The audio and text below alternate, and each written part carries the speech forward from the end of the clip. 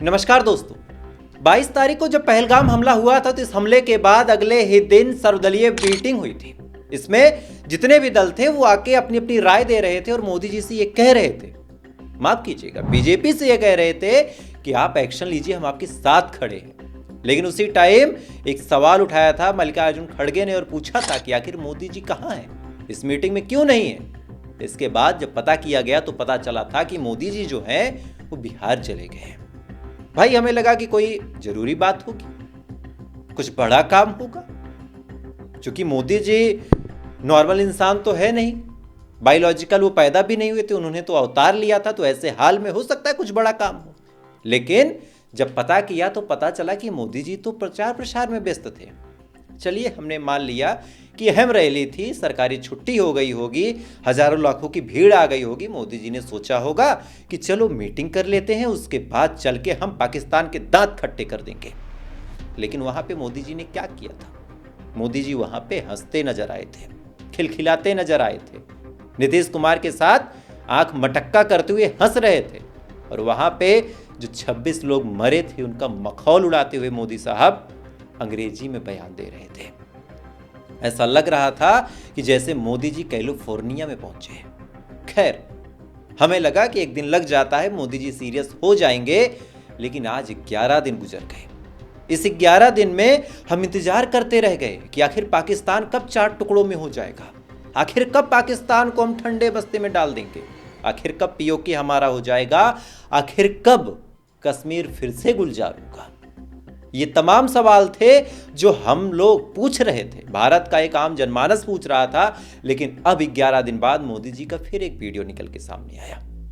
इस वीडियो में अडानी के साथ मोदी जी फिर हंसते हुए नजर आए। ये हमारे देश के प्रधानमंत्री हैं। शायद 140 करोड़ देशवासियों में से वो 26 लोग आते ही नहीं थे जिनकी मौत हुई थी।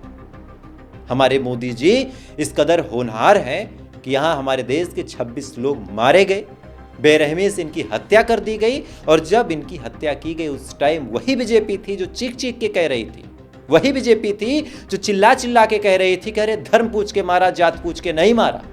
फिर क्या, मोदी जी ने कहा कि अच्छा, आतंकवादियों ने जात नहीं पूछी, चलो हम पूछ लेते हैं। जहां पूरी दुनिया इंतजार में मशगूल थी, आंखें गड़ा के हम जैसे लोग बैठे थे, 4-4 घंटे सोते थे कि पता नहीं कब सर्जिकल स्ट्राइक हो जाए, पता नहीं कब भारत की सेना हमला कर दे। उस टाइम पता चला कि मोदी जी ने तो हम लोगों पे ही मास्टर स्ट्रोक ला दिया और कह दिया कि अब जातीय जनगणना होगी। अच्छा, अब आईटी सेल की आप विडंबना देखिए, वही आईटी सेल अब तक ये समझाते नहीं थक रहा था कि जातीय जनगणना हिंदुओं को तोड़ने के लिए है, जातीय जनगणना इसके लिए है ताकि हिंदू आपस में बट जाएं और हम बटेंगे तो कटेंगे। अब आईटी सेल की फिर से विडंबना देखिए, अब उसी आईटी सेल को फिर से समझाना पड़ेगा कि ये जातीय जनगणना कितना बड़ा मास्टर स्ट्रोक है। इससे अब्दुल की पंचर की दुकान का बजट कैसे गिर जाएगा, इससे मुसलमान कैसे परेशान होगा और कैसे इस जातीय जनगणना से कश्मीर में जो हमला हुआ है और इस हमले का जो जिम्मेदार पाकिस्तान है उसकी गले की हड्डी कैसे फंसेगी। बहरहाल आज कांग्रेस ने भी इस मुद्दे को उठाया। कांग्रेस ने एक पोस्ट किया और उस पोस्ट में कांग्रेस ने पहले राहुल गांधी का एक स्टेटमेंट दिखाया जिसमें राहुल गांधी ये साफ कहते हुए नजर आ रहे थे कि सरकारी लड़ाई या फिर राजनीतिक विरोध अपनी जगह है, लेकिन मोदी जी आप एक्शन लीजिए, हम आपके साथ खड़े हैं। फिर उसी कांग्रेस ने इस समय नरेंद्र मोदी का वीडियो दिखाया। इस वीडियो में मोदी जी कांग्रेस का मजाक बनाते हुए हंस रहे हैं। क्या भारत में से उन नागरिकों में नहीं आते जो इंतजार कर रहे थे कि कब पाकिस्तान से बदला लिया जाएगा? क्या बीजेपी पार्टी की हंसी आम जनमानस की शहादत से ऊपर है?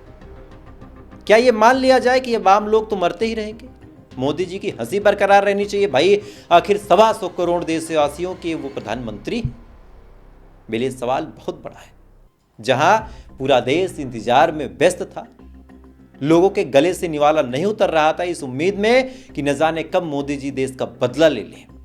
कांग्रेसी हो, भाजपाई हो, समाजवादी पार्टी के लोग हों, आम आदमी पार्टी के समर्थक हों, चाहे तृणमूल के समर्थक हों, चाहे ओवैसी के सपोर्टर हों, तमाम लोग इस इंतजार में थे कि भाई अब तो खबर आएगी, एक उम्मीद तो सबको थी कि मोदी जी कुछ बड़ा काम करेंगे, लेकिन बड़े काम के नाम पे दो चीजें हुई। पहला, जिस जातीय जनगणना का विरोध ये लोग कर रहे थे उसी को लाके अब ये सबसे जाति पूछेंगे। और दूसरा, लगातार 3 दिन इनके 3 वीडियो वायरल होते हैं। पहला, पहलगाम हमले के अगले दिन का, जिसमें मोदी जी नीतीश कुमार के साथ हंसते हुए नजर आए। दूसरा वीडियो निकल के सामने आया अडानी के साथ, वहां भी ये खिलखिला के हंसते हुए नजर आए। और तीसरा इनकी एक स्पीच का है, जहां पे ये कांग्रेस को टारगेट करते हुए फिर से हंस देते हैं। गजब है भाई, गजब है। ये हमारे देश के वही यशस्वी प्रधानमंत्री हैं जो मौका पड़ने पे रशिया और यूक्रेन की वार रुकवा देते हैं। ये वही प्रधानमंत्री हैं जो इजराइल और गजा में सीज फायर करवा देते हैं। लेकिन गजब के प्रधानमंत्री हैं, गजब के प्रधानमंत्री हैं जो अपने ही मुल्क में सुख शांति नहीं ला सकते। हमारे देश की मीडिया ये बताते हुए नहीं थक रही थी कि कैसे रूस ने पाकिस्तान से अपने लोगों को वापस बुला लिया, कैसे अमेरिका पूरी ताकत के साथ सपोर्ट में उतर गया, कैसे अफगानिस्तान हमारे साथ खड़ा है, कैसे इजराइल हमारे लिए हथियार भेज रहा है, फ्रांस ने अपने जहाज भेज दिए, ईरान हमारे साथ खड़ा हो गया, चाइना तक ने हमें सपोर्ट कर दिया और कहा कि हम पाकिस्तान के साथ नहीं आएंगे। लेकिन इसके बावजूद भी मोदी जी 11 दिन बाद हंसते हुए नजर आए।